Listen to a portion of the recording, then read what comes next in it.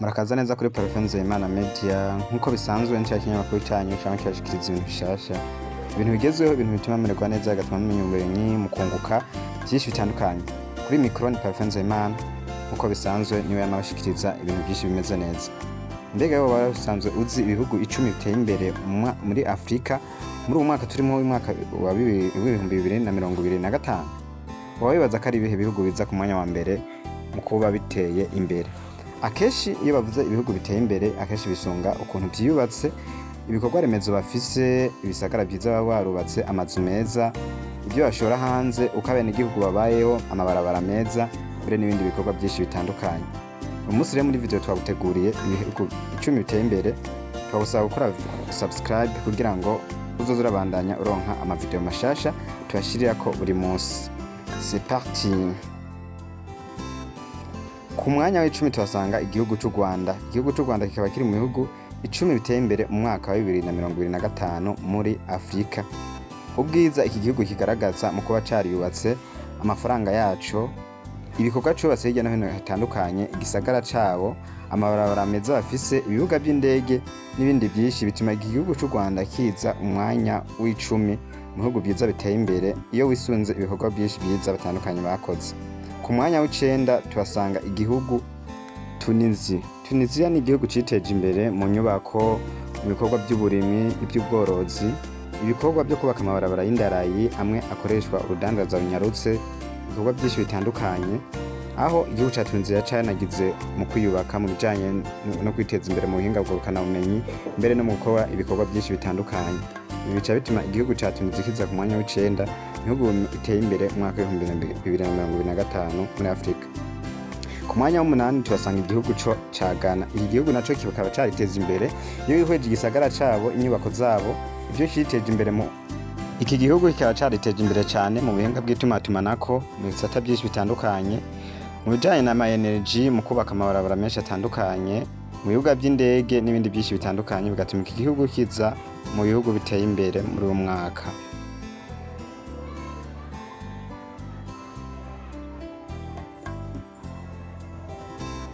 Ku mwanya w'indwi tuhasanga igihugu ca Cote d'Ivoire.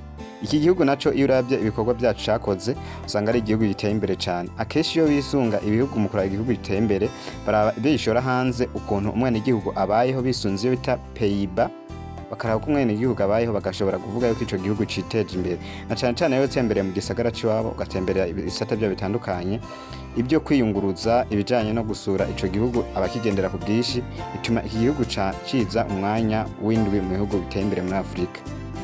Ku mwanya wa 6 tuhasanga igihugu ca Nigeria. Igihugu ca Nigeria akaba ari igihugu citeje imbere mu bijanye n'ubutunzi, mu by'uburimyi, mu by'itumatumanako n'ibindi. Aho iki gihugu ca Nigeria usanga gifise ibitoro gishora hanze hirya no hino ku isi hatandukanye. Murazi yuko biri muri bimwe bikenerwa cyane. Iki gihugu kandi kikaba gifise uburimyi buteye imbere, aho usanga bakoresha amamashini, ugasanga bariteje imbere cyane mu byo kwiyunguruza, biciye mu mazi n'ibiciye hejuru, usanga bimeze neza, mbere no mu bijanye n'itumatumanako, mbere no kwiyunguruza usanga ari sawa. Ku mwanya wa 5 tuhasanga igihugu ca Kenya kiri muri East Africa. Igihugu ca Kenya kikaba ari igihugu citeje imbere cyane, aho gifise abakigendera benshi. Urabye mu by'uburimyi, mu byo kwiyunguruza n'ibindi, usanga igihugu giteye imbere cyane, aho kigendwa n'abantu benshi cyane. Iki gihugu urabye inyubako zacu usanga ari igihugu giteye imbere cyane, mbere urabye n'amafaranga umwe igihugu wese ashobora kuba konsoma ku munsi, ku mwaka, usanga ari abantu biteje imbere cyane. Reka mu by'ingenzi n'ibindi byose usanga igihugu ca Kenya kimeze neza, aho usanga gihindugura n'ibindi bikoresho byinshi bitandukanye ishobora gushora hanze. Ku mwanya wa 4 tuhasanga igihugu ca Maroc. Igihugu ca Maroc ni igihugu citeje imbere cyane, urabye mu bisata byinshi gikoreramwo, mu by'ubutunzi, mu by'uburimyi, mu bijanye no kwiyunguruza, mbere n'abakigendera. Ico gihugu usanga ari igihugu giteye imbere kiri ku rwego rwo hejuru, usanga carashije imitahe myinshi mu bijanye no kwiyunguruza, mu bijanye no guha umuyaga nkuba abene igihugu, aho usanga barahawe ku rugero rwo hejuru. Mu bijanye n'ibisagara usanga iki gihugu cariteje imbere cyane, aho usanga gifise indege n'ibindi bikoresho byinshi bitandukanye, aho usanga igihugu isata biteye imbere cyane. Ku mwanya wa 3 tuhasanga igihugu ca Algeria. Iki gihugu kikaba ari igihugu citeje imbere cyane mu bijanye n'ubutunzi, aho iki gihugu usanga gifise n'ibitoro na cyane cyane gishora mu bihugu byo hanze. iki gihugu cariteje imbere kandi mu bijanye n'uburimyi, aho usanga gifise uburimyi buteye imbere, mbere no mu bijanye n'ama energy, mbere naho usanga mu bijanye no kubaka amabarabara cubatse ibirometero byinshi cane by'amabarabara agenderamwo imodoka nyinshi, mbere ugasanga gifise n'ibivuko biteye imbere cane bishobora gutuma ibintu byinjira mu gihugu cabo atangorane n'imwe. Kandi iki gihugu nticasigaye inyuma mu guteza imbere ibyo kwiyunguruza mu bantu, mbere n'ibindi byinshi bitandukanye. Ku mwanya wa kabiri tuhasanga igihugu ca Egypt. Iki gihugu cariteje imbere cane, iki gihugu kikaba carateye imbere cane mu bijanye no kuzana abantu bavuye mu makungu, aho abatembera iki gihugu usanga ari benshi cane. Iki gihugu kandi gisanzwe gifise amafaranga menshi ava muri Canal de Suez, mbere ugasanga iki gihugu cariteje imbere mu bisagara, mbere no mu bindi byinshi bitandukanye. Gisagara ugitembereye usanga ari igihugu giteye imbere, citeje imbere muri byinshi bitandukanye, aho utopfa kugicisha mu ijisho. Iki bikaba ari byo bituma kiza ku mwanya ugira kabiri mu bihugu byiteje imbere muri Afrika muri 2025. Ku mwanya wa mbere tuhasanga igihugu ca Afrika y'Epfo.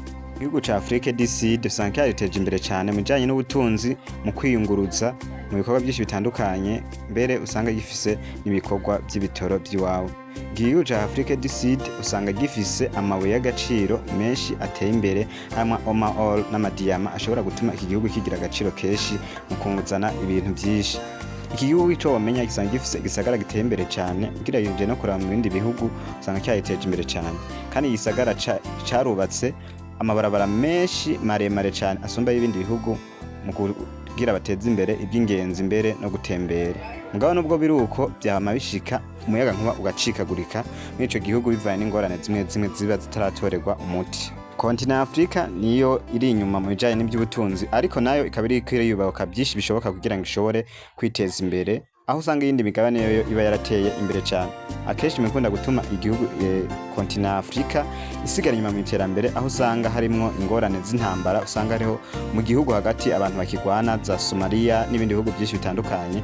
Ibyo bigatuma ubutunzi bwa Afrika buguma busubira inyuma. Ikindi kintu gituma Afrika idashobora kugira imbere cyane, usanga ari ibihugu byo mu bazungu bikunda buza gutwara ubutunzi bwa Afrika, aho usanga ibintu byinshi biva hanze kuruta ibiri mu gihugu bisohoka hanze. Ariko nubwo biruko ibihugu bya Afrika biri mu rindi w'iterambere kugira ngo mu myaka iri imbere bizosanga bimeze neza. Mwakoze rero mwese twabanye muri ino video y'uyu munsi.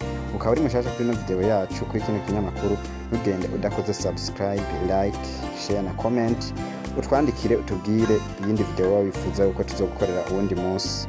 Kuri mikoro ya Parfait Nzeyimana, ciao ciao, naho utaha tuganira ku zindi ngingo.